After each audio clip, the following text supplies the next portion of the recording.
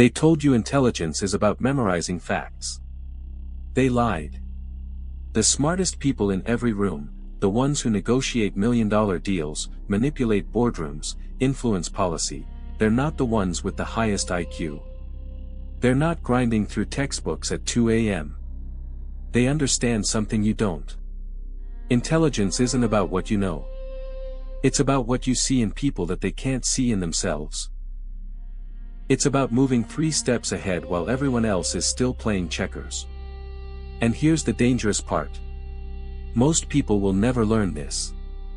They'll spend their entire lives reacting instead of acting. Being manipulated instead of orchestrating. But you're watching this video. By the end of the next 8 minutes, you will understand the hidden architecture of power, and more importantly, how to either wield it or defend yourself against those who already do. The illusion of intelligence. How society weaponizes the wrong definition. The blue pill lie. Society has sold you a story since childhood. Intelligence equals grades. Intelligence equals credentials. Intelligence equals how much you remember. They build systems around this lie. Schools reward test scores. Companies hire based on degrees. Your parents measured your worth by your GPA. This isn't accidental. This is control architecture. When people believe intelligence is fixed and measurable through external metrics, they become predictable. They compete within the system instead of transcending it. They seek validation instead of power. The red pill truth. True intelligence, dangerously smart intelligence, is the ability to model how other humans think and predict their behavior 3 moves ahead. It's not what you know. It's what you don't need to ask because you've already anticipated the answer. The most intelligent people in boardrooms often speak the least. They ask questions. They listen while others perform.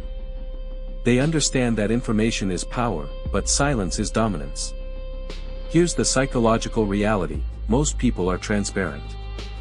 Their insecurities drive their decisions. Their egos dictate their choices. And once you learn to read ego-driven behavior, you see the entire game. The dangerous truth: intelligence isn't IQ. It's wisdom about human nature. If you want to operate at this level, stop memorizing facts. Start studying people. In your next meeting, whether it's with a boss, a client, or a partner, do this: stop trying to sound smart. Instead, identify what they want to believe about themselves. Someone who sees themselves as a visionary. Appeal to their legacy. Someone driven by security.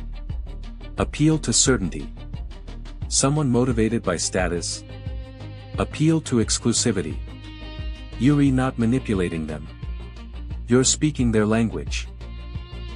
Once you understand this, negotiations become predictable. Influence becomes systematic. Power becomes yours. Interactive test. 10-second observation exercise. I want you to do something right now. Don't skip this. Think of someone in your life who always seems to get what they want. Not because they're the loudest or the most aggressive, but because they seem to understand people instinctively. Now ask yourself, what do they do differently in conversations? Do they talk more or less than you? Do they ask questions or make statements?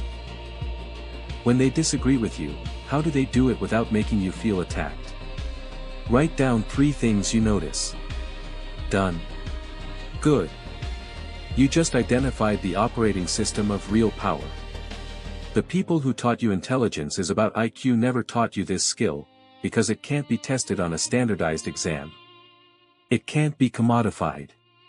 It can only be mastered through conscious observation. And that's why so few people ever develop it. The power of strategic vulnerability. The weapon that looks like weakness. The blue pill lie. You've been taught that weakness is something to hide. That vulnerability is soft. That power comes from never showing your hand. Corporate culture reinforces this. Never admit uncertainty. Never show doubt. Project confidence at all times. The result? People around you don't trust you. They sense the performance. They keep their distance. You become isolated. Surrounded by people who are also performing. The red pill truth. The most powerful people in the world use vulnerability as a psychological weapon. Not real weakness. Strategic vulnerability. When you reveal a carefully chosen insecurity, something interesting happens in the brain of the person listening. Their threat detection lowers. Their mirror neurons activate. They feel closer to you. This is called the reciprocity principle in dark psychology. When someone sees you as vulnerable, they unconsciously match that vulnerability. They share more. They trust more. They lower their defenses. And once someone's defenses are down, they become predictable. The CEO who mentions his childhood anxiety. The politician who admits a personal failure. The seducer who confesses a weakness. They're not being honest. They're being strategic. They're reusing your empathy against you. The architecture of influence. How the strongest ideas spread. The blue pill lie. Good ideas win. That's what they teach you. The truth is so obvious, so logical, that it will inevitably convince people. Wrong. Ideas don't win based on merit. They win based on psychology. They win based on who delivers them and how the human brain processes them. Most people try to convince others through logic. Facts. Data. Argument. This is why they fail. The red pill truth. The human brain doesn't run on logic. It runs on pattern recognition and emotional safety. When someone presents an idea, your brain doesn't analyze its truth. Your brain asks, is this safe? Is this coming from someone I trust? Does this align with my existing worldview? The most influential people understand this. They don't argue. They frame. They understand something called cognitive distortions. The natural biases in human thinking that make us accept certain ideas while rejecting others. Example, confirmation bias. People accept information that confirms what they already believe and reject information that contradicts it. So the dangerously smart person doesn't try to convince you of something opposite to what you believe. They frame their idea as a natural extension of what you already believe. You think you're making your own decision. You're actually being guided. This is how ideologies spread. How movements gain power. How religions convert billions. How advertisers sell you things you don't need. It's not about the strength of the idea. It's about the psychological architecture beneath the idea. If you want to spread your ideas, whether it's a business concept, a belief, or an influence, understand your audience's existing worldview first. Don't argue against it. Bridge to it. Someone believes the current system is broken. Frame your idea as the logical next step in fixing it. Someone believes in individual freedom. Frame your idea as liberation. Someone believes in community. Frame your idea as connection. You're not changing their mind. You're redirecting their existing psychology toward your outcome. This is influence. This is power.